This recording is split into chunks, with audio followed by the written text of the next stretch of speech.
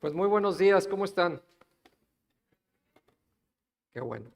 Acompáñame a orar. Padre, pedimos que tú nos hables hoy, que nos toques. Gracias por cada persona que está aquí presente. Gracias porque estás tú aquí presente, Señor. No queremos perder tu presencia, Señor. Queremos seguir habitando junto contigo. Abrázanos, tócanos, háblanos. Te lo pido en el nombre del Señor Jesús. Amén. Amén. Pues hay un capítulo en la Biblia que está en Lucas, Lucas capítulo 7, que ahí encontramos tres historias de tres, vienen más historias, pero yo quiero hablar de tres historias que están en este capítulo, de tres personajes distintos. Son muy diferentes las historias, son muy diferentes entre ellos, pero de ellos aprendemos acerca de la fe.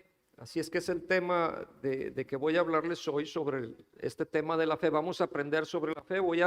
Vamos a estudiar y sacar algunos puntos de estos tres personajes que son un soldado, un hombre sabio y una pecadora.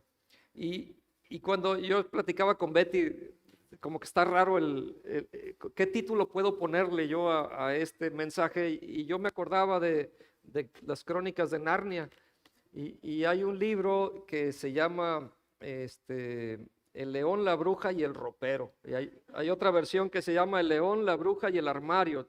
¿Saben de qué le estoy hablando a algunos, no? De estos libros de C.S. Lewis, que escribió en 1950, estas novelas fantásticas infantiles que se publicaron hace mucho, y que se hicieron de estos 7 libros, de la serie de 7 libros, se hicieron unas películas, pero una se llama El león, la bruja y el armario. Dije, bueno, ¿y por qué yo no puedo ponerle El soldado, el sabio y la pecadora? Pues vamos a fusilarnos entonces ahí el estilo de los títulos. Así es que ese es el título de hoy: El soldado, el sabio y la pecadora. Y es que en este capítulo 7 encontramos tres historias, cada una completamente diferente, pero de ellas podemos encontrar mucha verdad muy rica que nos puede alimentar. Son tres historias de fe que nos tienen que ver con la fe, que ese es el tema principal, la fe, de lo que vamos a estar hablando. Así es que mientras estamos viendo estas historias, no pierdan en cuenta que el punto al que quiero llegar es conocer más sobre la fe. Y una es un sabio, un soldado, otra un sabio y otra una pecadora. Así es que el soldado, el sabio y la pecadora. Vamos a la primera de estas historias, que nos habla de un soldado. En Lucas 7, versículo 1, y ahí vamos a estar en el capítulo 7 para que no pierdan. Voy a mencionar algunos otros pasajes de pronto, pero vamos a estar siempre en el capítulo 7 de Lucas. Dice: después que hubo terminado todas sus palabras al pueblo que le oía, entró en Capernaum. Y el siervo de un centurión, a quien éste quería mucho, estaba enfermo y a punto de morir. Y no sé si sepan lo que es un centurión. Pues un soldado. Un centurión era un hombre encargado de 100 hombres en el ejército romano. Este era un centurión. Entonces era un hombre importante. Este es el principal protagonista de esta primera historia que quiero hablarles, del soldado. Continúa la historia, dice el versículo 3: cuando el centurión oyó hablar de Jesús, le envió unos ancianos de los judíos, rogándole que viniese y sanase a su siervo. Y ellos vinieron a Jesús y le rogaron con solicitud, diciéndole: es digno de que le concedas esto, porque ama nuestra nación y nos edificó una sinagoga. Y Jesús fue con ellos. Pero cuando ya no estaban lejos de la casa, el centurión envió a él unos amigos diciéndole: Señor, no te molestes, pues, y dice ahí, no soy digno de que entres bajo mi techo, por lo que ni aún me tuve por digno de venir a ti, pero di la palabra y mi siervo sanará. Porque también yo soy hombre puesto bajo autoridad y tengo soldados bajo mis órdenes, y digo a este: ve, y va, y al otro: ven, y viene, y a mi siervo: haz esto, y lo hace. Al oír esto, Jesús se maravilló de él, y volviéndose dijo a la gente que le seguía. ¿Qué es lo que dijo Jesús? ¿Me acompañan a leer? Os digo que ni aún en Israel he hallado tanta fe. Y al regresar a casa, los que habían sido enviados hallaron sano al siervo que había estado enfermo. Pero Jesús se maravilló de la fe. Ven que es una historia de fe todo esto que estamos viendo aquí. Así es que es interesante que Jesús se haya maravillado de la fe de este hombre. Dijo que tenía más fe que cualquiera persona de la nación de Israel. Dijo, no he visto tanta fe como este hombre tiene aquí. Y hay dos cosas en las escrituras por las que Jesús se maravilló. No sé si sepan cuáles son, pero una es, la vemos aquí, de alguien que tenía mucha fe. Pero también nos cuenta la Biblia que Jesús se maravilló de la poca fe. Yo prefiero que se maraville de mi fe que de mi falta de fe, así es que no sé qué creas tú. Pero bueno, hay tres cosas que quiero hablarles de esta historia, de este soldado. Y de hecho, de cada uno de los personajes voy a procurar darles 3 puntos. Así es que vamos a ver el primero de los puntos de la primera historia del soldado. El primer punto que quiero resaltar y que tiene que ver con su gran fe es su humildad.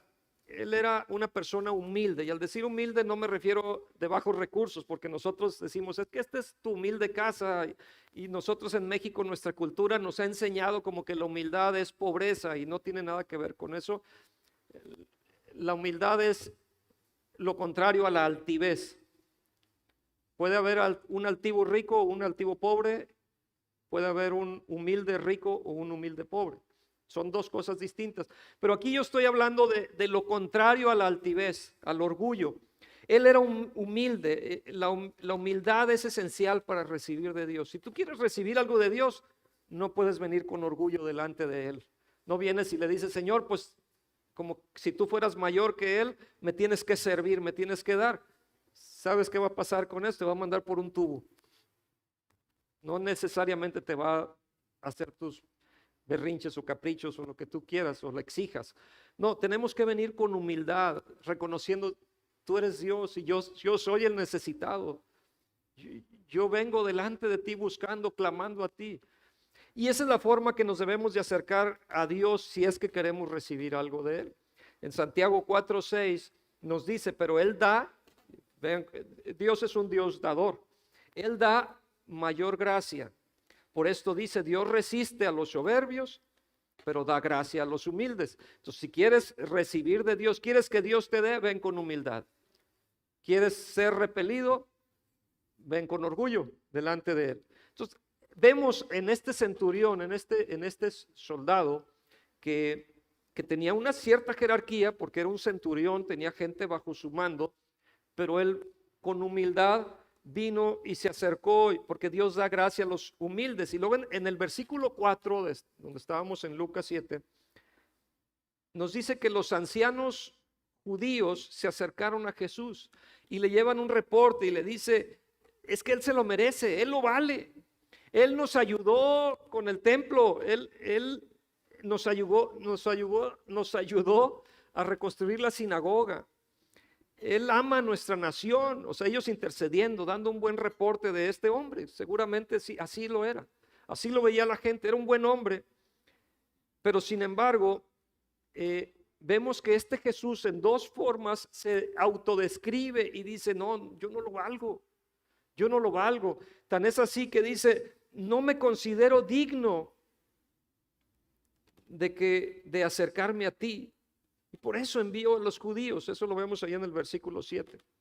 Y en el versículo 6 también dicho, ahora no me considero digno de que estés bajo mi techo. O sea, en 2 ocasiones él dijo, yo no soy digno, Señor. No soy digno de salir a buscarte, no soy digno de que vengas a mi casa. Esto es humildad. Él reconocía su posición ante Dios, aunque tenía una posición de autoridad ante los hombres. Ni siquiera se sentía digno de ser visitado, aunque los judíos lo habían considerado como alguien digno de recibir esa cura que él estaba buscando para su siervo. Proverbios 27:2 nos dice, alábete el extraño y no tu propia boca, el ajeno y no los labios tuyos, porque qué distinto es, Señor, yo me lo merezco. No, aquí eran extraños los que lo estaban alabando, pero él decía, no, Señor, yo ante ti no soy digno. Qué bueno que tenía buen testimonio ante la gente, así debe ser. Pero él reconocía su posición ante Dios, porque él tenía humildad y Dios da gracia a los humildes. Así es que siempre que vamos a Dios intentando obtener cosas de Él, cuando tú te basas en tus buenas obras, vas a regresar vacío. Cuando tú crees que es que yo me lo merezco, porque yo ya me gané el cielo, porque yo ya hice esto, porque yo doy ofrendas, porque yo ayudo al necesitado, porque yo y el yo no nos lo quitamos, ya estás descalificado para recibir. La forma en que tenemos que venir es reconociendo nuestra necesidad ante Él. Ahora, qué bueno que tengas buenas cosas, qué bueno que tengas, por ejemplo, un registro intachable en la asistencia de la iglesia. Siempre llegas puntual, nunca faltas. Qué bueno que tengas todo eso, pero eso te da méritos ante Dios. ¿Crees que puedes apantallar a Dios con lo que haces? ¿Tienes buenas obras? Compartes todo lo que tienes, eres muy amoroso y das, y incluso a veces te cuesta sacrificio, pero aún así ofrendas y das. Te felicito, tienes mi like. Pero eso no te gana un lugar especial con Dios como para que tú seas merecedor. No, esa no es la forma en la que te haces merecedor. Por generoso que seas, por todo el sacrificio que hagas, no mereces las bendiciones de Dios. ¿Sabes por qué las mereces? No por tus obras, sino porque Jesús ya pagó por ello. Y eso es lo que no hay que perder de vista. Sí merecemos todo eso, pero no porque yo soy don Héctor, sino porque Jesús es Jesús y Él pagó un precio por Héctor, por ti, ponle tu nombre. Entonces, eso es lo que nos hace ser merecedores. No podemos venir a Él, entonces, basados en buenas obras. Es por gracia, a través de la fe, que obtenemos las cosas de Dios. Las personas más vacías del mundo son las que están llenas de ellas mismas. Ahí les voy otra vez. Las personas más vacías del mundo son las que están llenas de ellos mismos. Pero cuando tú te das cuenta que tú estás vacío realmente y que necesitas al Señor, es cuando entonces la bendición puede venir sobre tu vida. Entonces esa es la primera cosa, que él era humilde. La segunda cosa que encontramos de este soldado, que tiene relación con la fe, es que solo necesita la palabra. La palabra de Dios es primordial aquí. Número 2, solo necesitaba la palabra. Y él no pidió evidencias, no buscó evidencias. Dijo, Jesús, habla la palabra y yo sé que mi siervo va a sanar. O sea, tu palabra es tan importante, Señor. Él le dio la prioridad a la palabra de Dios.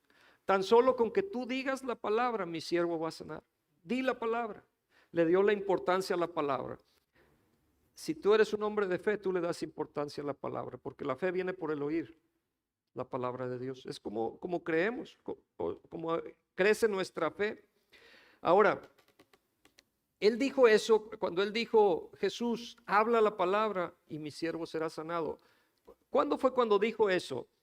Él dijo eso cuando supo que Jesús estaba dispuesto, no cuando supo que Jesús podía, porque son dos cosas diferentes. Sé que saben que Dios puede. ¿Quién sabe que Dios puede? Pero si vamos a cualquiera persona, al más vil pecador, y le dices, ¿tú crees que Dios pueda hacer cosas? Pues es Dios. Pues, sí, todo el mundo sabemos eso. Pero una cosa es saber que Él puede y otra es saber que Él quiere. Y a veces hay esa duda, ¿verdad? Yo sé que Dios puede sanarme, pero a lo mejor no quiere sanarme a mí. Y empezamos a dudar, no hay fe en esto. Pero cuando yo sé que Él puede, pero además yo sé que Él quiere sanarme, cambia todo. Yo sé que Él puede y que está dispuesto además. Y esto es lo que pasó aquí. Por eso Él dijo, Señor, tan solo di la palabra. Yo sé que puedes, pero yo también sé que quieres. Él no dudó eso. ¿Crees? Yo te pregunto, o sea, la primera pregunta, ¿crees que Dios puede ayudarte? A ver, ¿quién cree que Dios puede ayudar? Pero ahora voy a replantear la pregunta. ¿Crees que Dios quiere ayudarte? Porque eso me puede bloquear para que yo reciba. Cuando yo no sé lo que es su voluntad, cuando yo no sé lo que Él quiere, eso me bloquea. Y entonces pues estoy con duda, no sé si Él quiera. Y la palabra de Dios es muy clara en que Él es nuestro sanador, por ejemplo. Él es nuestro libertador, son sus nombres. Eso me revela el corazón de Dios. Eso me revela cuál es la voluntad de Él. si Él se hizo pobre para enriquecernos, si Él llevó nuestras enfermedades a la cruz para que por su llaga fuéramos nosotros curados. Esa es su voluntad. Entonces no solo Dios puede, sino que la palabra misma me revela que Dios quiere. Por eso tengo que ir a la palabra. Tengo que conocer sus promesas para saber qué es lo que Dios quiere. Y este hombre sabía. Necesitas creerlo para poder tener una base para la fe. Él puede, pero también quiere. Él está dispuesto. Y miren, tan es así que él hizo un alto en el camino. Cuando había un hombre mendigando ahí, de pronto él se paró para atender a este hombre. Cuando la mujer con el flujo de sangre fue y tocó el borde de su manto, él se detuvo y regresó y dijo: ¿quién me tocó? Porque poder ha salido de mí. O sea, él demostrando que él se interesa por ti.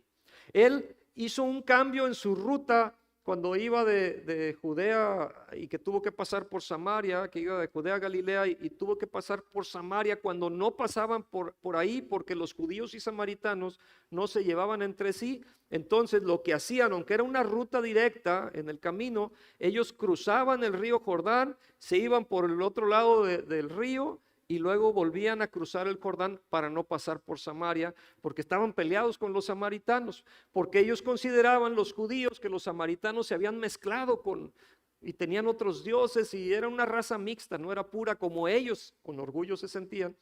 Sin embargo, lo que hizo Jesús es que él pasó directo por el camino porque tenía que encontrarse con la mujer samaritana. ¿Se acuerdan la historia? Juan 4. Y se encuentra ahí con Jesús, con esta mujer y todo cambia. Jesús cambia lo que para el hombre es lo normal, lo natural. Él cambia por formas sobrenaturales para encontrarse contigo. Tan es así que Él dejó el trono en el cielo para venir a encontrarse hoy contigo. Él quiere, no solo puede, Él quiere. Él quiere hoy hacer tu milagro, Él quiere darte a ti. Así es que tengamos esta base de fe. Él bajó del cielo a la tierra para mostrar que está dispuesto, que quiere ayudarte. El tercer componente que encontramos en esta historia que llama mi atención es que este hombre, este soldado, estaba bajo autoridad. Aunque él tenía autoridad, pero también él estaba bajo autoridad y él entendía que la autoridad que él tenía era por estar sujeto a una autoridad. Él estaba ilustrando de la forma en que los soldados se sometían a él, porque él estaba bajo autoridad. Él entendía Lucas 7:8, porque también yo soy hombre puesto bajo autoridad y tengo soldados bajo mis órdenes, y digo a este ve y va, y al otro ven y viene, y a mi siervo haz esto y lo hace. Él de alguna forma estaba diciendo: Jesús, yo sé que tú estás bajo la autoridad del Padre, yo sé que tú estás bajo la autoridad de Él. Por eso tu autoridad sobre la enfermedad va a tener éxito, va a funcionar. Él sabía, él entendía eso. Puedes decirle a la enfermedad que se vaya y te obedecerá porque te has sometido al Padre. Yo también me he sometido a mi comandante y por eso mi autoridad funciona. Él entendía este principio de la autoridad.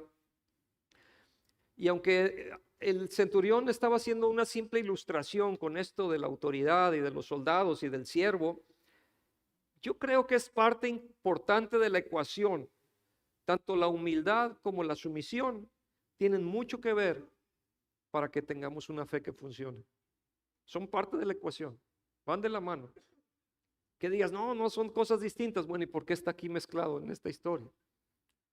Tiene que ver, si tú quieres tener una gran fe, porque él tenía una gran fe, así lo describió Jesús. Tiene mucho que ver que él estaba sometido a una autoridad. Él rendía cuentas a su autoridad. Tiene mucho que ver también que él era humilde, que decía: Señor, no soy digno. Aunque los hombres lo veían como digno, dice: Él lo vale, vele a salvar a su siervo. Él dijo: Señor, ni siquiera soy digno de que entres a mi techo. Son parte de la ecuación que tenemos que tener: sumisión, humildad. Así es que encontramos ahí que Jesús ni siquiera, porque Jesús envió la palabra Cuando él dijo, solamente di la palabra y mi siervo sanará. Jesús envió la palabra, dijo la palabra, no tuvo que estar presente, no necesitaba estar presente, sus órdenes se cumplían. Jesús,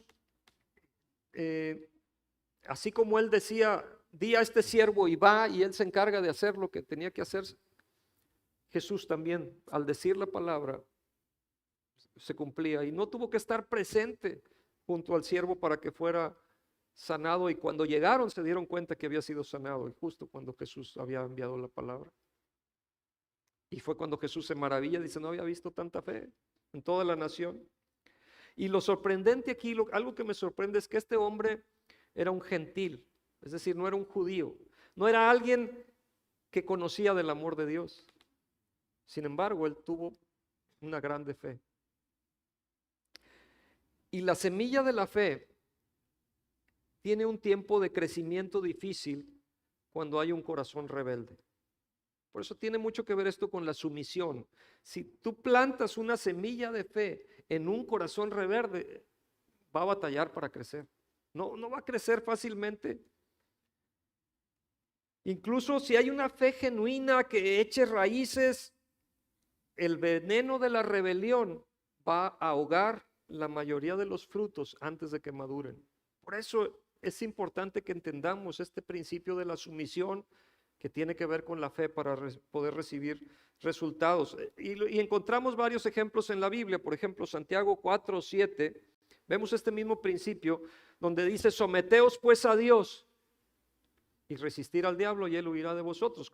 ¿Cuándo vas a tener autoridad sobre el diablo si no te sometes a Dios? Pues no va a llegar. Si no sometes tu vida a Dios, tu autoridad sobre el diablo no va a funcionar. Y nos lo habla también en relación con los hijos, por ejemplo, para entenderlo más fácil, Efesios 6:1 en adelante, donde dice, hijos, obedeced en el Señor a vuestros padres, porque esto es justo. Honra a tu padre y a tu madre, que es el primer mandamiento con promesa para que te vaya bien y seas de larga vida sobre la tierra. Esto no pasa si hay corazones rebeldes en los hijos. Si no hay corazones sometidos de los hijos, no funciona. No viene esta bendición. Se pierde la bendición, esta promesa que hay de ser de larga vida. En el matrimonio lo encontramos también, Efesios 5:22. Las casadas estén sujetas a sus propios maridos como al Señor. Pero también recordemos, va a decir el marido, pues sométase. Pero si ven un versículo anterior, el versículo 21, ahí nos dice que nos debemos someter los unos a los otros. O sea que me eché la soga al cuello con esto que estoy diciendo, pero es la verdad. O sea, tenemos que someternos los unos a los otros. O sea, no hay el mandamás, el que tiene el supremo líder, no. Tenemos que sujetarnos. El esposo tiene que rendir cuentas a su esposa. Y la esposa al esposo también, obviamente. Y luego vemos que la sumisión es importante. Cuando se trata del trabajo, es mucho más gráfico, porque aquí nos da el escenario de un amo y con un siervo, con un esclavo.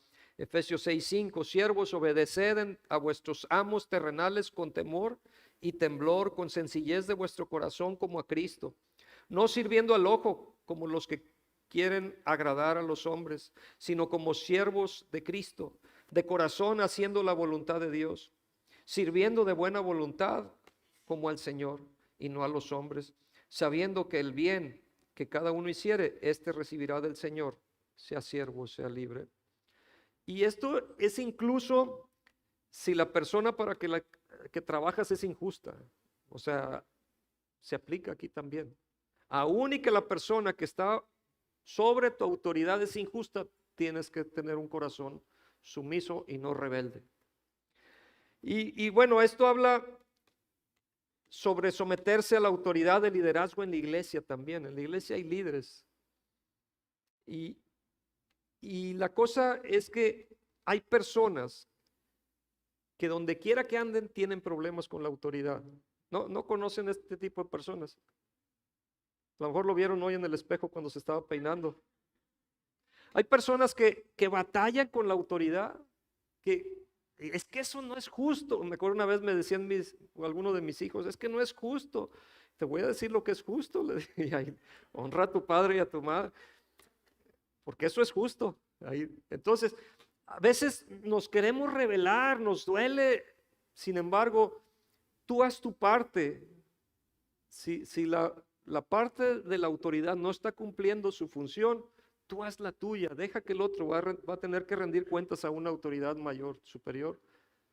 No tienes tú que hacer tu propia justicia. Déjasela a Dios.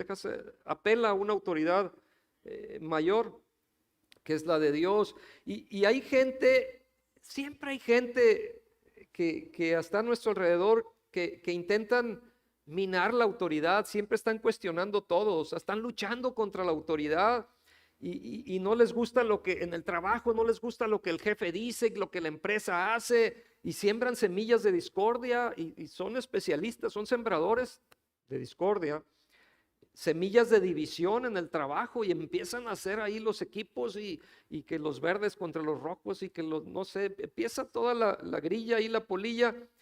Y luego también vienen a la iglesia y es que no me gusta lo que dijo el pastor o no me gusta lo que dijo el líder, y empiezan a meter ahí semillas, lo que dijo aquella persona, siembran discordia, siembran semillas de rebelión y luego no entienden por qué su fe no funciona. Y es que va ligado la sumisión con la autoridad que uno puede tener, y tiene que ver, si quieres tener una gran fe, si quieres que tu fe funcione, eso es parte del paquete. Ahora, claro que yo esto que le estoy platicando, esto es lo del primo de un amigo, ¿verdad? De otro lado, no tiene nada que ver aquí, pero tengo que mencionarlo. O sea, aquí yo sé que no se da, qué bueno.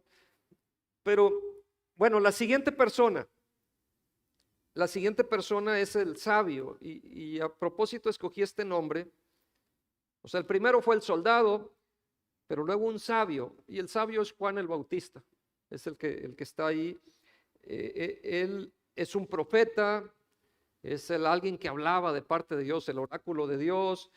Y a diferencia del centurión, que el centurión era un gentil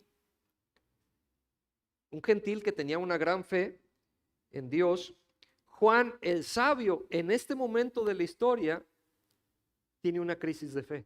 O sea, alguien que conocía bien, en este momento de la historia está pasando una crisis de fe. Pero aquí podemos entender aquí varios principios también. Miren, vamos a Lucas 7, 18, por favor.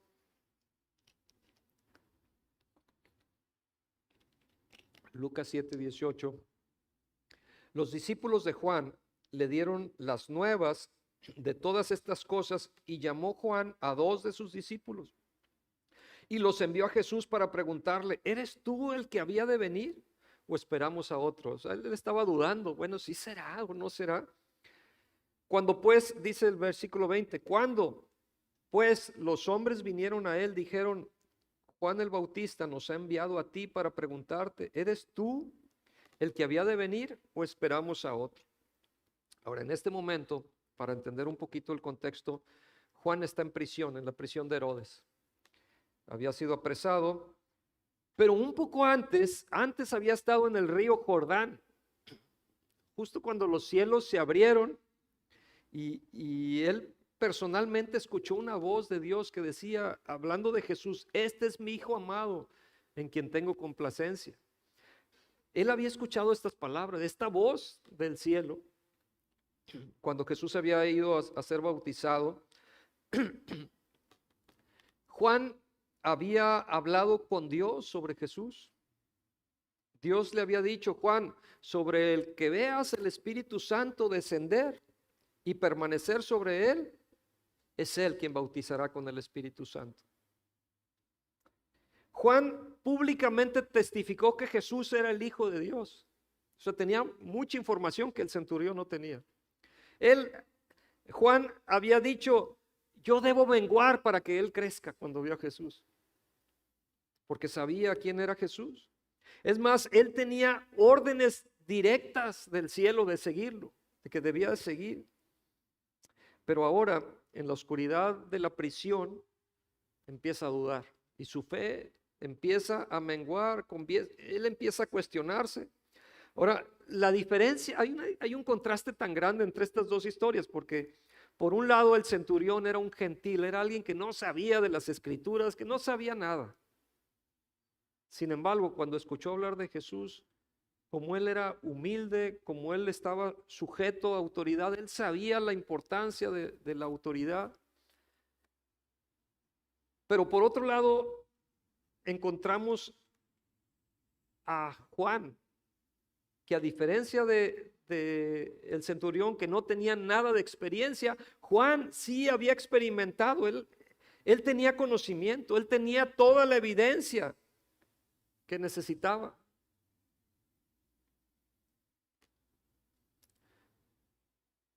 Y vemos que el centurión dijo: Señor, yo no te pido evidencia, simplemente di la palabra y va a suceder, mi siervo va a sanar. Y así fue de hecho. Pero tenemos a Juan, el que vio llamado sabio en esta historia. Él era primo hermano de Jesús.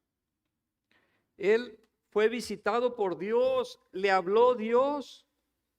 No cabe duda, bueno, yo me imagino que su mamá, Elizabeth, desde niño le empezó a platicar. ¿Sabes qué? En una ocasión, María, tu tía, cuando venía embarazada de Jesús, tú saltaste de alegría. Antes de nacer tú ya sabías que Él era el Salvador del mundo. ¿Se acuerdan la historia? Que saltó de gozo cuando las dos estaban embarazadas. Los bebés en el vientre, cuando se encontraron, ¡pum!, saltó Juan, que le llevaba 6 meses como 6 meses, ¿no? Tenía más que María de este embarazo. Y él sabía todo esto, seguramente le platicaba a su mamá, tú sabías de Jesús, él tenía toda la información, pero en este momento oscuro, cuando estaba en la prisión, su fe decayó y empezó a cuestionarse y empezó a batallar. Qué contraste con el centurión que no sabía ni qué onda. Y aquí Juan es cuando dice: es que necesito más, puedes darme una señal. Y envía a sus discípulos para que le pregunten a Jesús y pregunten si es Él. ¿Será Él? Y dice Lucas 7:21, en esa misma hora sanó Jesús a muchos de enfermedades y plagas y de espíritus malos, y a muchos ciegos les dio la vista. Y respondiendo Jesús les dijo, y esta respuesta le da a los discípulos: id, haced saber a Juan lo que habéis visto y oído. Los ciegos ven, los cojos andan, los leprosos son limpiados, los sordos oyen, los muertos son resucitados, y a los pobres es anunciado el evangelio. Y bienaventurado es aquel que no haya tropiezo en mí. En otras palabras, él está diciendo: pues dile a Juan que es la misma evidencia que él conoce, que ha estado ahí siempre. Estoy haciendo las mismas cosas de siempre, nada ha cambiado, no tendrá otras evidencias. Entonces hay 3 cosas que quiero platicarles sobre esta historia. La primera es que Juan fue al lugar perfecto cuando tuvo dudas, cuando tuvo temores. ¿A quién fue? A Jesús. O sea, él estaba en cárcel, él no podía salir, pero envió a sus discípulos a que fueran a Jesús y fueron directo al Señor. Él fue directo al Señor. Si tú estás luchando con cualquier tipo de dudas, ¿con quién tienes que ir? Ve directo al Señor. Puedes tú acudir directo al Señor, tienes acceso directo, puedes presentarte ante Él y decirle: Señor, háblame, claro, ve a buscarlo, ve a buscar su palabra, a ver qué es lo que Él te quiere decir. Habla con el Señor, vente a la oración los miércoles. Aquí venimos a buscar al Señor, venimos a encontrarnos con Él. Y mira, Él ya sabe de todas formas lo que piensas y lo que sabes, pero tú eres el que tienes que expresárselo y tú tienes que reconocer tu situación. El rey David dijo en Salmo 34:4, busqué al Señor y Él me oyó y me libró de todos mis temores. Busqué al Señor y Él me oyó y me libró de todos mis temores. La peor cosa que nos puede suceder si estamos pasando una crisis de fe es aislarnos. No debes de hacer eso nunca, nunca te aísles. Eso es lo que el diablo quiere que hagas. Él quiere separarte del redil. Él quiere mantenerte lejos, quiere taparte los oídos. ¿Qué es lo que debemos de hacer? Debemos acercarnos a los amigos de fe, tenemos que hacer comunidad, tenemos que estar ayudándonos. Si tú no traes una necesidad, pues tú ofrécete para ir a ayudar a otros. Si estás pasando necesidad, pues acércate con amigos de fe que pueden ayudarte. Acércate al Señor. Alguien que pueda ayudar a edificar tu fe, porque el diablo lo que quiere es separarte, él quiere desanimarte. Y así es que si hay cualquier tipo de crisis, ven al Señor Jesús. Si hoy estás aquí con una necesidad, qué bueno que estás aquí, porque hoy podemos juntos orar por ti y luchar juntos. Ahora es común que pasemos por situaciones así como Juan el Bautista, este profeta, el precursor. No te conviene alejarte de Dios, te conviene ir a Él. Y Juan pasó un tiempo de crisis y fue directo a Jesús. Y fíjense algo que me llama la atención, que él no dejó que su orgullo lo evitara que él fuera ahí. Él pudo haber decidido, ay, es que parezco tonto, pues si yo estuve hablando de Jesús. No sé qué dije, perdón. Ay, perdón, pues ya estamos hablando tanta cosa, ¿verdad? Perdón, gracias por la... Ven que tiene uno que someterse. Sí. Pudo haber dicho, perdón, corrijo, bórrenle eso ahí en la grabación. Pudo haber dicho, ya sé, no sé qué iba a decir. Pudo haber dicho, es que voy a quedar como un tonto. Pues sí quedé como tonto con lo que dije, ¿verdad? Voy a quedar como un tonto. O sea, si yo estaba diciendo, vayan con Jesús, y ahora yo estoy dudando, si eres tú Jesús, eres tú el Salvador. Imagínense la situación que él estaba pasando, pero el orgullo no lo hizo, que mejor no voy a decir nada, porque saben que es algo que tenemos en México, que no preguntamos. ¿Tienen dudas? Dice el maestro. Nadie dice nada. Y nadie entendió nada, pero nadie dice nada. Y pregunten, o sea, si tienen dudas, pregunten. No, pues yo me estoy esperando que mi vecino sea el que pregunte, para que él sea el que se vea que no sabe y que no sepan que yo no sé. A él no le importó esto, él fue y preguntó y se acercó con el maestro, con Jesús. Sabes que luego hacemos muchas tonterías y nuestras tonterías nos meten en problemas, pero nuestro orgullo nos mantiene ahí en los problemas. O sea que quita el orgullo. Si hiciste tonterías y te metiste en problemas, que el orgullo no te haga mantenerte ahí en eso. Entonces Juan nos enseña una lección. Él no dejó que su orgullo lo mantuviera ahí. Número 2, un solo evento no define lo que somos. Un solo evento no define lo que somos. Miren, para las personas, en contraste, para las personas, un solo evento puede definirnos. A lo mejor diste un gran discurso, a lo mejor hiciste un acto heroico de sacrificio, o incluso si fue algo negativo o malo que hiciste, eso nos fija y la gente te etiqueta, y si un día atropellaste un perro, ya eres el mataperros.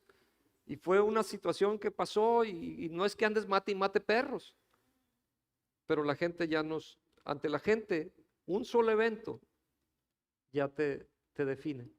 Pero ante Dios no es así. A pesar de esta crisis que estaba pasando Juan, me gusta cómo lo describe el Señor. Porque miren, en realidad toda la jornada es lo que nos define, no nada más un simple evento. Pudiste haber tenido un tropezón, pues levántate, 7 veces cae el justo y se vuelve a levantar. Lucas 7:24 dice, cuando se fueron los mensajeros de Juan, comenzó a decir de Juan a la gente. Vean lo que dice Jesús. ¿Qué saliste a ver al desierto? ¿Una caña sacudida por el viento? ¿Mas qué saliste a ver? ¿A un hombre cubierto de vestiduras delicadas? He aquí, los que tienen vestiduras preciosas y viven en deleites, en los palacios de los reyes están. ¿Mas qué saliste a ver? ¿A un profeta? Sí, os digo, y más que profeta. Este es de quien está escrito: he aquí envío mi mensajero delante de tu faz, el cual preparará tu camino delante de ti. Os digo que entre los nacidos de mujeres no hay mayor profeta que Juan el Bautista, pero el más pequeño en el reino de Dios es más que él. Y me gustó mucho esta descripción que da Jesús cuando tienes un problema, tuviste un tropiezo, la gente luego te etiqueta y te señala. Sin embargo, Jesús, a ver, cálmense, cálmense. O sea, regresa el mensajero de Juan, regresa con el reporte en la prisión y le dice, una multitud se reúne alrededor de Jesús y empieza a hablarles. Entonces Jesús sobre Juan, y miren, déjenme decirles lo que no dijo Jesús. Jesús no dijo algo así como que quiere conocer a Juan, pues les hablaré de Juan. Y empezó a echarles ahí, qué decepción Juan. O sea, es mi primo hermano y miren, anda ahorita preguntando que si yo soy yo y anda dudando. No hizo eso Jesús. Al contrario, Él es un profeta. Él es un mensajero de parte mía. No dijo, estoy decepcionado de Juan. No puede ser, es mi primo. Alguien que debió entender, si alguien debió entender mi ministerio era Juan. Y no está entendiendo. Dios le habló, Dios lo visitó. Y miren con lo que sale. No lo puedo creer, Juan. Voy a desechar a Juan. Nunca dijo eso. Eso no lo dijo. Sin embargo, Jesús lo que dijo, le dijo, no era una vara sacudida por el viento lo que fueron a ver ahí. Porque Juan era un hombre de convicción. Juan era un hombre de sacrificio. Lo llama profeta, un precursor, alguien que preparaba el camino. Y una sola caída ahí en la prisión, se desbalanceó, hombre. Batalló, tuvo una crisis. Eso no definió a Juan ante Dios. Así es que el punto aquí es que no te atores, pues. Si cometiste un error, ya sea moral, económico, no sé qué error hayas hecho, eso no te define ante Dios. Levántate, no te quedes ahí postrado. O sea, que eso no sea lo que te marque. No te autoetiquetes también. Qué importante que nosotros nos veamos como Dios nos ve. Y Dios, si tú tienes una relación con Jesucristo, Él te ve como su hijo amado. Alguien que Él escogió. No te desecha. Él te acepta, Él te recibe. No te atores. La carrera es toda la vida. Y si has tenido tropiezos, pues hay que levantarse, hay que salir adelante. Te queda mucho camino por recorrer. Una sola tontería, una cosa inmoral. Cuando algunos te etiquetaron, pues déjala, las etiquetas que te dejaron. Tienes más capítulos para escribir en tu vida. Así es que ánimo, vamos a salir adelante de esto. Todavía nos falta mucho. Toda tu historia es lo que te define, no un evento, no una cosa que hiciste, sea buena o sea mala. El tercer punto acerca de Juan es que hay diversidad en el ministerio. O sea, somos tan distintos todos. O sea, no te empieces a comparar unos con otros. Sé tú, tu esencia. Lucas 7:33, porque vino Juan el Bautista, que ni comía pan ni bebía vino, y decís, demonio tiene. Vean lo que la gente decía, porque él se abstenía de algunas cosas. Él tenía su convicción, era un hombre de convicción. Ni bebía vino, ni comía pan. Y la gente, ¿qué decía? Está endemoniado.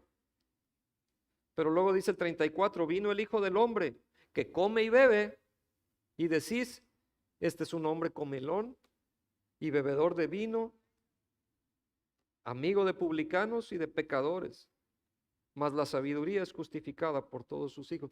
Es decir, miren, Juan debió haber sido admirado por su humildad, por ser alguien sobrio, por ser alguien abnegado, alguien que pagaba sacrificio, o sea, se sacrificaba, alguien que tenía soledad, alguien que era audaz, alguien que era valiente, que enfrentaba. Pero ¿qué pasó? En vez de alabarlo, por eso que hacía, le servía como reproche, lo criticaban. Y él decía, no viene a comer ni a beber, no es sociable, yo creo que decía, ¿no? Este cuate anda allá en el desierto solo, vive en el desierto, es un salvaje. O sea, hay que domesticarlo a Juan. Y además, yo creo que decían, este hasta llama a las personas generación de víboras, y era rudo para hablar, ¿verdad? Tiene que estar endemoniado. Seguramente eso, ¿no? O sea, este es como el de endemoniado gadareno, pero este anda en el desierto en vez de en las tumbas. Jesús, por otro lado, decía la gente, ese come y bebe y cena con republicanos y con los fariseos.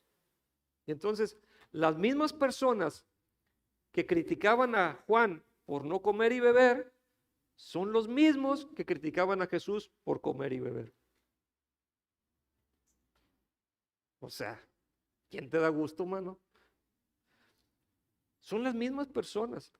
¿Qué me hace entender esto? Que hay diversidad. O sea, sé tú, simplemente tú tienes tus convicciones, hazlo para Dios. O sea, todo lo que hagas sea de palabra o de hecho, hazlo como para el Señor. ¿Quieres agradar al Señor?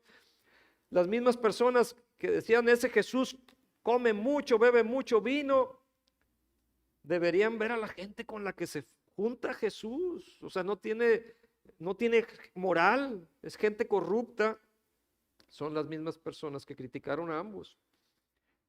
Y hay lecciones que podemos sacar de aquí, o hay muchas cosas, pero bueno, algo que podemos ver, los ministros de Cristo, por decirlo de alguna forma, los servidores de Cristo, que tú eres un servidor de Cristo, o debes de serlo, somos diferentes y no trates de ser igual que otro, no porque uno habla de una forma, tú trates de imitarlo, sé tú y ya, así Dios te acepta, así como eres, Dios te hizo así, como eres.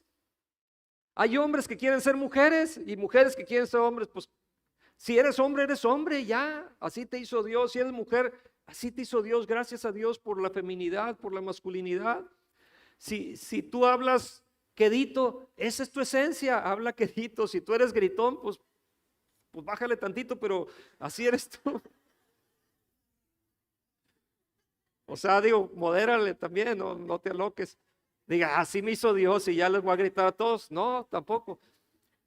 O sea, hay gente que habla golpeado, otros son muy dulces. Es tu esencia. No tienes que ser como otro, o sea, no tienes que imitar a otras personas. Dios nos hizo con diferentes personalidades. Hay diferentes estilos de prédica, por ejemplo, de vivir, y todos son buenos y útiles. No podemos hacer que una persona sea el estándar y juzgar a todos los demás que no hacen o suenen como esa persona. No, o sea, si cada quien tiene su estilo. Dios es un Dios de diversidad. Y ahí en el versículo 35 nos termina diciendo, más la sabiduría es justificada por todos sus hijos. Y los hijos de la sabiduría son los que seguían a Jesús. Y Juan seguía a Jesús y por eso yo le puse que era un sabio. O sea, por eso hablé del soldado, el sabio. Pero tenemos otra historia más. ¿Cuál queda? La pecadora. Y en Juan 7:36, uno de los fariseos rogó a Jesús que comiese con él, y habiendo entrado en casa del fariseo, se sentó a la mesa. Entonces una mujer de la ciudad que era pecadora, al saber que Jesús estaba a la mesa en casa del fariseo, trajo un frasco de alabastro con perfume, y estando detrás de él a sus pies, llorando, comenzó a regar con lágrimas sus pies, y los enjugaba con sus cabellos, y besaba sus pies, y los ungía con el perfume. Cuando vio esto el fariseo, que le habían convidado, dijo para sí, si fuera profeta, conocería quién y qué clase de mujer es la que le toca, que es pecadora. Entonces respondiendo Jesús le dijo, Simón, una cosa tengo que decirte. Y él le dijo, di, maestro. Un acreedor tenía 2 deudores, el uno le debía 500 denarios y el otro 50. Y no teniendo ellos con qué pagar, perdonó a ambos. Di pues, ¿cuál de ellos le amará más? Respondiendo Simón dijo, pienso que aquel a quien perdonó más. Y él le dijo, rectamente has juzgado. Luego en el versículo 47, por lo cual te digo que sus muchos pecados le son perdonados porque amó mucho. Mas aquel a quien se le perdona poco, poco ama. Y a ella le dijo, tus pecados te son perdonados. Y los que estaban juntamente sentados a la mesa comenzaron a decir entre sí, ¿qué es este que también perdona pecados? Pero él dijo a la mujer, ¿qué le dijo?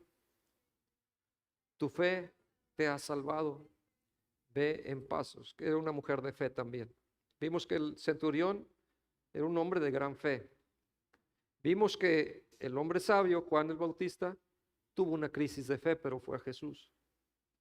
Pero encontramos aquí que Jesús describe que esta mujer tenía fe, a pesar de su situación. Ahora, esta mujer es obviamente notoria por su pecado. Simón dijo, si este hombre supiera que esta mujer, o sea, quién es esta mujer y lo que hace, no dejaría tocarlo. O sea, era una mujer que era conocida por su pecado, era notoria por su pecado. Miren, había pocas cosas por las que una mujer fuera notoria en ese entonces. Así es que es probable que esta mujer era una prostituta, aunque no me lo dice. Es muy probable que era una prostituta. Y la conocían, era notoria por su pecado.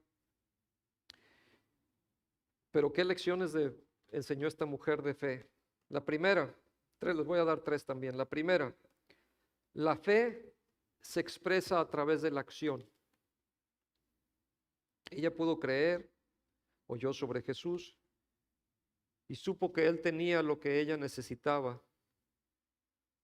Y entonces se aproximó. Voy a invitar a los músicos, a los pecadores. Les dije, cuando hable de la pecadora se vienen. Esa era la señal. Pero no agarraron la señal. Voy a invitar que se preparen, gracias. Entonces esta mujer supo que había que hacer algo. Y me sorprende, o sea, fue muy valiente lo que hizo, o sea, fue atrevida, hizo algo atrevido, algo extravagante, porque ella fue y se metió a una casa ajena, a la casa de Simón. Y como era la costumbre oriental, pues cuando estaban a la mesa, no es como las mesas que nosotros tenemos, ellos se sentaban sobre cojines, en el mejor de los casos, pero estaban para compartir la comida sentados con los pies hacia atrás. Y entonces esta mujer llega en la parte de atrás de Jesús y empieza con sus lágrimas a lavar los pies de Jesús. Y con sus cabellos los limpiaba y traía también un frasco ahí que quebró. Y empezó a secar los pies de Jesús con sus cabellos. Qué bueno que no fue a lavar los pies de Simón, porque imagínense, el dueño de la casa, qué bueno que fue con Jesús. Simón lo hubiera rechazado, pero Jesús no la rechazó y ella sabía que él no lo rechazaba, pero ella hizo algo, o sea, ella tomó acción, ella como la mujer con el flujo de sangre que extendió su mano para tocar el borde del manto de Jesús y recibió. Ella también se puso en acción, hizo algo, no esperó sentada, pues a ver a qué horas el Señor viene a buscarme a mí. Ella se movió. Y esto te invita a ti a moverte, a tomar acción, a hacer algo extravagante. Algunos de los que estamos aquí debemos de acercarnos a Jesús. Debemos de hacer algo, de extendernos, ponernos en acción. Él no te va a rechazar. Él no te va a rechazar.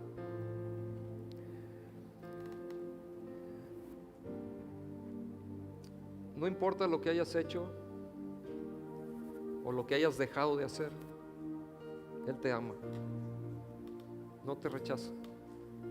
Y hoy está aquí para recibirte, para que tú puedas acercarte, porque la fe se expresa con acción. La segunda lección es que a mayor pecado perdonado, más es el amor, más grande es el amor.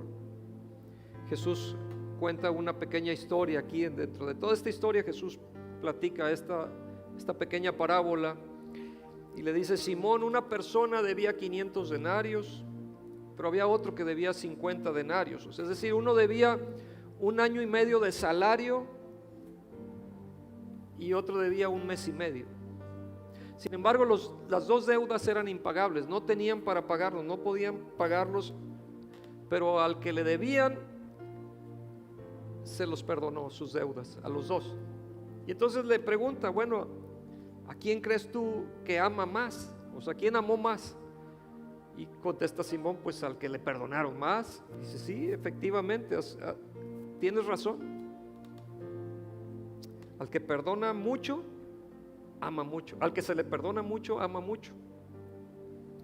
Miren, cuando Saulo, el que era el perseguidor de la iglesia, de los cristianos, él se convierte de perseguidor a Pablo, el predicador. Y él como que decía, es que tengo mucha deuda por el Señor, por todo lo que me ha perdonado. El Señor ha tenido misericordia de mí. Y algunos de los que estamos aquí, como que tenemos mucha deuda, yo creo, ¿no? Hay mucho que el Señor nos perdona y tenemos una gran deuda que no podemos pagar. ¿Qué debemos de hacer? Vamos a amarle. Vamos a rendirnos a Él. Y así como esta mujer amó mucho, porque se le perdonó mucho. Jesús pagó por ti. El que nada debía pagó tus culpas, mis culpas.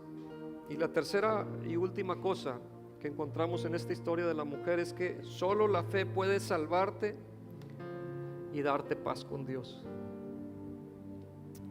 Lucas 7:50 leímos, me ayudaron leyendo cuando Jesús dijo, tu fe, ¿se acuerdan? Me lo ponen Lucas 7:50, tu fe te ha salvado, vete en paz. Y estas son palabras para que actives tu fe, para que hagas algo. Y esto está de acuerdo con lo que nos dice Efesios 2, versículo 8. Porque por gracia sois salvos por medio de la fe.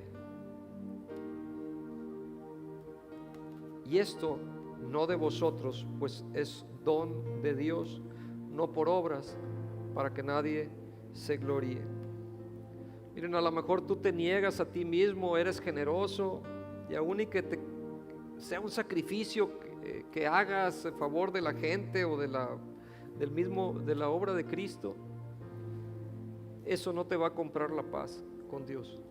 O sea, tú puedes entregar tu cuerpo a ser sacrificado, puedes dar todo tu dinero, puedes hacer lo que tú quieras. Eso no te compra paz para con Dios. Lo único que te puede hacer que tengas paz con Dios es tu fe en el Señor Jesucristo, su sacrificio, en su obra redentora. Y eso te hace, solo la fe lo puede hacer. La fe alcanza y recibe lo que viene de la mano de Dios, que te da por gracia y que te lo ofrece gratuitamente. Es un don de Dios: perdón, paz, salvación, restauración, un nuevo comienzo. Y puedes obtenerlo solo con recibirlo, con dejar que Jesús entre. Entonces, hago un resumencito rápido y oramos.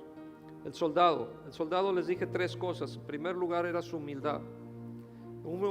Se requiere humildad, es parte de la ecuación de la fe, así como la sumisión. No puedes ser orgulloso y ser rebelde para que funcione tu fe. Se necesita sumisión, se necesita humildad y se necesita la palabra, creer la palabra. Solo di la palabra, dijo él. Necesitamos la palabra. El hombre sabio, que es Juan el Bautista, él supo, cuando estuvo en una crisis de fe, él supo qué hacer, se acercó a Jesús. Y hoy te invito a que vengas a Jesús, que te acerques a Jesús. La solución es Jesús. Está con él la solución. Y entiende que un solo evento no te define. No te atores ni te autoetiquetes. Si cometiste un error, pues pide perdón. 7 veces cae el justo y se vuelve a levantar. Hay que levantarse. La Biblia nos menciona claramente que si confesamos nuestros pecados, Él es fiel y justo para perdonarnos y limpiarnos de toda maldad. No importa lo que hayas hecho, no importa lo que no hayas hecho, que traes culpabilidad, que te está llegando condenación, ven a Jesús. Él te recibe, Él te acepta, Él no te rechaza. Y hay diversidad de ministerios, no te quieras comparar con otras personas. Somos tan distintos y Dios, lo que me gusta es que no hace acepción de personas. No espera que tú seas igual a tu vecino para que venga. Simplemente ven como eres, tal como eres, sin máscara. Ven delante de Él, Él te ama y te acepta, Él no te rechaza. Y en el caso de la pecadora, ella actuó, ella se puso en acción. Ella extendió, ella hizo algo extravagante, fue y entró a la casa. Y ella amó mucho. Ella amó mucho. Ella sabía que no la rechazaba, pero que la perdonaba también. Y al que se le perdona mucho, ama mucho. Tan es así que extravagantemente ella vertió sus lágrimas, secó, se humilló ahí con sus cabellos, limpiaba a Jesús y traía un frasco ahí que derramó también. Y la casa se llena de este olor. Él te ama, Él te acepta, Él no te rechaza. Esta mujer se entregó lo que tenía, entrega tu vida. Y fue cuando Jesús le dijo: tu fe te ha salvado, vete en paz. Ella fue salvada y pudo vivir en paz. ¿Quién quiere ser salvado? ¿Quién quiere vivir en paz? Yo te invito a que te pongas de pie conmigo y vamos a entregarnos al Señor. Vamos a hacer una entrega total. Vamos a rendirnos delante de Él. Tal vez haya alguien que necesite apoyo en oración. Y yo lo voy a invitar, que quieras pasar. Vamos a orar unos por otros. Te invito a que pases aquí. A veces estás pasando una crisis, estás pasando una necesidad y necesitas apoyo, necesitas amigos que te acompañen. Te invito a pasar aquí. Yo quiero orar por ti y voy a invitar también más personas que quieran orar. ¿Qué necesidad tienes? ¿Habrá algo imposible para Dios? Dios te conoce, Dios te acepta, Dios te recibe. Este lugar está abierto. Vamos a orar. Y quiero invitarles también a que rindamos nuestra vida al Señor. A lo mejor hay gente aquí que no lo ha hecho todavía, pero hoy vamos a entregar nuestra vida. Podemos acompañarlos en hacer esto y renovar votos. Y te invito a que en voz alta hagas una oración de entrega. Digas: Señor Jesús, acompáñame. Señor Jesús, hoy rindo mi vida a ti. Hoy me acerco a ti, reconociendo mi necesidad, mis fallas, mis errores. Sé que he pecado, pero también sé que tú me aceptas, me amas, que no me rechazas y que el que viene a ti tú no lo echas fuera. Hoy me derramo delante de ti, me rindo a ti. Sé mi Señor, mi Rey, mi Salvador. Gracias por tu perdón. Gracias por amarme de tal forma que tú entregaste tu vida en esa cruz para venir a salvarme. Sé ahora que soy salvo y que puedo vivir en la paz sobrenatural que solo tú me das. Gracias, Señor. Amén.